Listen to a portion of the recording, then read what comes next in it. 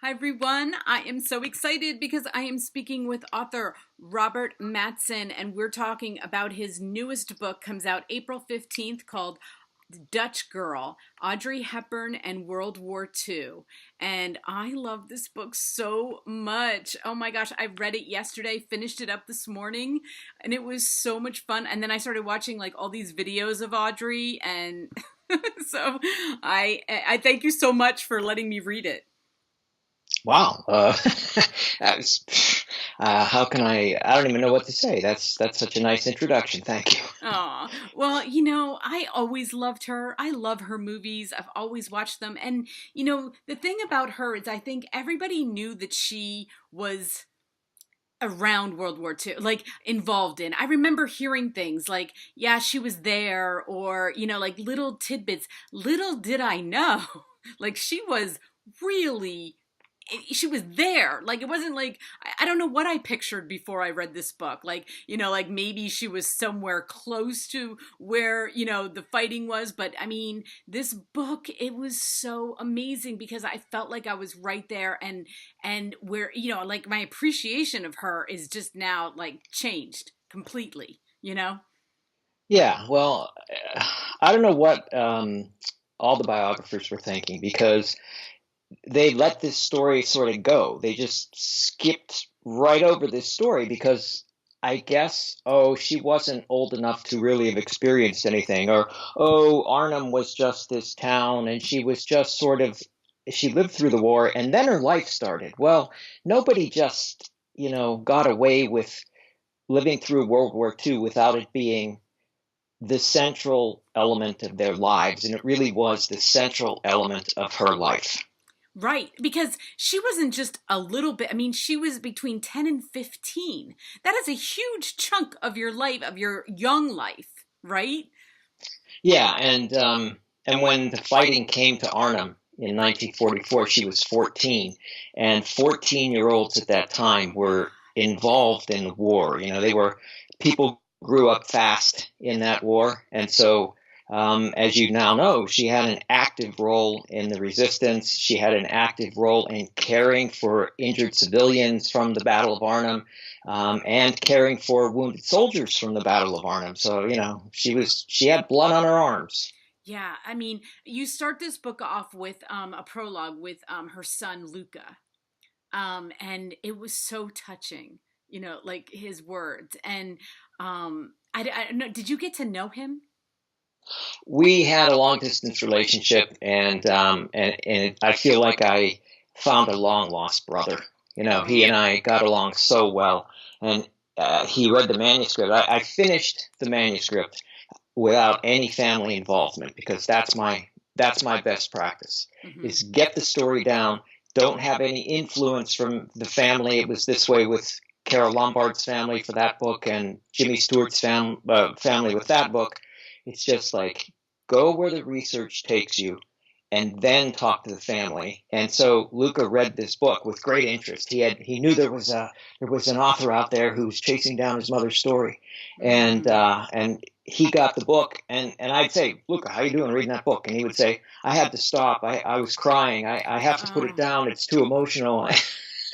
So that was our relationship. Oh, you know what? And she's not my mom, and I had that same reaction like to the book because as a fan of hers, like your book was, like I said, I felt like first of all, let's just talk about the Anne Frank connection. And I don't want to say too much about this. I'm not trying to like go through every part because I want people to read it and experience it like me. But had no idea about, but now after reading your book I'm like, why didn't I ever think about that, like from where she was from? I guess I just didn't realize the close proximity of where she was from. And Frank, did was that a shock to you? Yeah, we've all grown up with her. We've grown up with Audrey, but no, I know people have put two and two together and realized that they grew up 60 miles apart, 100 kilometers apart. They were 1 month apart in age. They experienced the same war together. The same Green Police would come to raid one as raid the other. It was a revelation for me to really now understand the deep connection that Audrey felt for Anne Frank. Oh, it was, I mean, it gave me chills when I was reading it because, yeah, I've read that book a couple of times, with my kids and, for myself and then with my kids. And I was like, wow, to realize that, what it must have meant to her to come back, and have this book come out, right? And then to, everything that she was kind of trying to forget was right there in this little girl's book, right? Yeah, yeah. She never could quite come to terms with the fact that she survived the war and what I call her soul sister Right. didn't. Well, I didn't call Audrey called her soul Oh, sister. I'm not going to steal that one, yeah. but yeah, and the closest she got to really allowing Anne Frank into her mind was that tour of 1990 when she read some passages. I don't know how she got through that.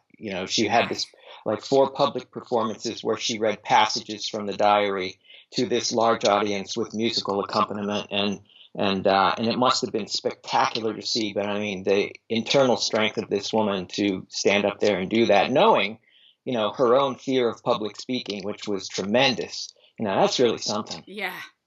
Yeah, no kid, someone like her, you're thinking, oh, she must be so comfortable in front of people, but she wasn't. Like, Yeah. and even now when I'm watching, I want everybody, like, after you get done reading this book, go watch some videos of her because it gave me such a more depth understanding of her. I feel like I know her so much better, and like kind of like her vulnerability, you can almost see it now on the screen, where before you were like, you weren't sure why you were so attracted to her, but now you can kind of see it, right? Yeah, yeah. Watch Roman Holiday after reading this uh book, and and you think that these things, that what she's doing is acting, and what she's doing is being Audrey Hepburn. That's what she was really like, this intensely private, shy person, but very cute and charming. oh And just all these endearing characteristics that she had. yeah, her eyes so expressive, you know Yeah, and she wasn't really comfortable in her own skin, and you can see that in Roman Holiday. She's always just on the verge of breaking out laughing at herself. That's just the way she right, was. right. Well, okay, when you were trying to, like, you've written a lot of biographies, right? And so what drew you to her? I was uh, I was in Arnhem researching Jimmy Stewart's World War Hmm. II story, and Yes. actually flyers who had been shot down over Holland and were on the Freedom Trail, they called it, to with the help of the Dutch resistance, to make their way down through Holland to get to Belgium and then get to Spain and get out. And in Arnhem, I got some hints that Audrey had been there, and I wanted more information about that. Oh, Audrey spent the war here. That's interesting. And there really wasn't any. There are some things online that you may have seen. A lot of it's inaccurate information. Right. And I thought, man, I think there's a story here. And so here we are. Wow. And were you, when you were researching, like, what was it shocking to real for you as it was for, like, for me? I probably not for you as much as it was for me, but I mean, what was the most shocking thing that you learned about her? Um, what you described initially, her experience so close to the combat, the fact that there were tanks parked in front of Villa Bokahoff the whole, through the second half of 1944 and until liberation in 45, the fact that she was dodging strafing attacks by Allied fighters down the main street of her town, the fact that V-1s were falling out of the sky all around them and exploding and killing neighbors and blowing them into pieces that she would then have to walk over in the street. Pick the violence that she Yeah. endured, and that's the most surprising and shocking thing for me. What was the most touching part of that I kind of burst into tears was when you were explaining the hunger, okay, of 19 the winter of 1944, I think it Hmm. was. Yeah, I forget. 44 into Yeah, 44. 45. Yeah. Yeah, 44 to 45.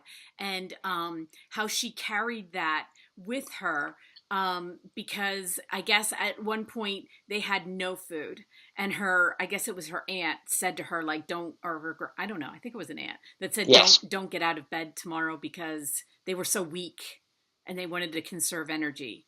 And and then right after that, like they got food.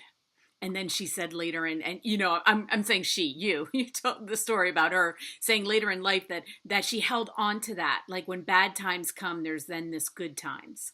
And I was like, oh, I love that story so much, that she could hang on to something, because we think about it and it's like, yeah, that sounds horrific. We can't even imagine how horrific that must have been to have no food, right? Well, think about how many people you know in your life and people I know in my life who never really get over their childhood and who are bitter people because of it. Right. Well, imagine starving in World War II and having people shooting at you and having relatives shot and killed and still having this, ability to turn all of these horrific things into really positive lessons, and taking your act out on the road and going to Somalia and so many other places, spreading the word about saving the children. What a story. Yeah. Yeah, like I said, we can't imagine. Like, I've never been that hungry. Okay, like we've never had to worry about food, and and I don't know. Like, I can't. I just, when I think that of everything that she did from there, it's like no wonder she had that spirit. I mean, because when you live a childhood that was like that, everything just seems like a gift, I think. And I think that's why that wonder in her eyes is kind of like, probably incomprehensible to from where she was to where she went to, right? Yeah. Uh, as you know, there was during the war, during the latter half of the war, there was an experiment in the United States where these volunteers went through what the Dutch were going through. They were deprived food for months on end. It was called the Minnesota experiment. And and then it was chronicled what they went through, what they felt, and how their relationship with food changed for the rest of their lives. And that was what she went through and why her relationship with food was always tempestuous after that. She could never get the simple act of eating right again. And I honestly believe that it killed her. Well, right. Because she ended up dying from stomach cancer, right? Right. Yeah. Interesting. I kind of was thinking that too. I mean, the thing about writing a biography is there's never like a cliffhanger at the end. Okay. Like everybody knows how it ends because she's not here anymore. Right. But when I read that, I was like, isn't that interesting that it was her stomach? Like, I wondered if it went back to her childhood of, so much deprivation and not, malnutrition too. Like, she went Yeah. through a lot of It was a malnutrition. wartime wound that never healed. Yeah. Exactly. Well, you know what? I have a very funny Jimmy Stewart story for you. When I Huh. saw that you wrote a biography on him. Hmm. Okay, so my ex-husband, who I grew up with, right? His grandfather I mean, they were all from Indiana, Pennsylvania. Oh. Okay. So they grew up with Jimmy Stewart and his family. Now, Hmm. I think he was younger than Jimmy Stewart. I think the grandfather was a little bit younger than Jimmy. I'm not quite sure the age there. But anyway, if you even mentioned Jimmy Stewart, he would get so incredibly mad because he felt like Jimmy Stewart just never gave Indiana, Pennsylvania, like they didn't he didn't put it on the map, like he would say. He had a chance to make Indiana, Pennsylvania, worldwide known, and he didn't do it. He failed. And he'd say when asked where he's from, he'd always say Pittsburgh. He'd never say Indiana. Well, this guy, I'm telling you, at 80 carried that grudge. Okay, so against Jimmy Stewart. So I always thought that was kind of funny.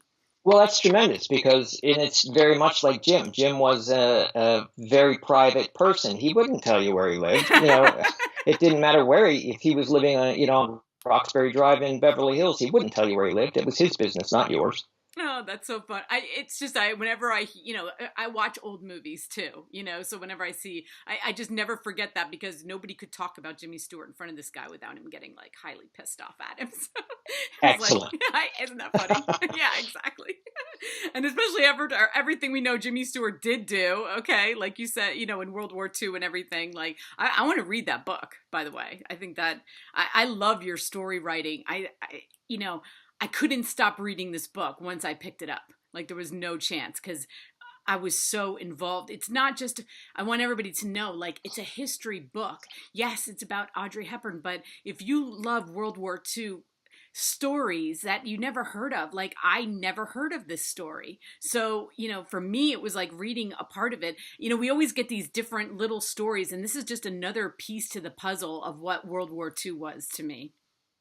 It's a huge story, and I really appreciate you saying that you couldn't put it down because, there are no spoilers really. We know Right. Audrey Hepburn lived through the war and whatever, but the Dutch story really hasn't been told. And spending as much time as I did with these incredible Dutch people and hearing their story, people who survived the war with her, um, gave me such an appreciation just of their culture and their mindset. And you have to drag their story out of them. The Dutch are very, reticent, and they're very quiet and stoic.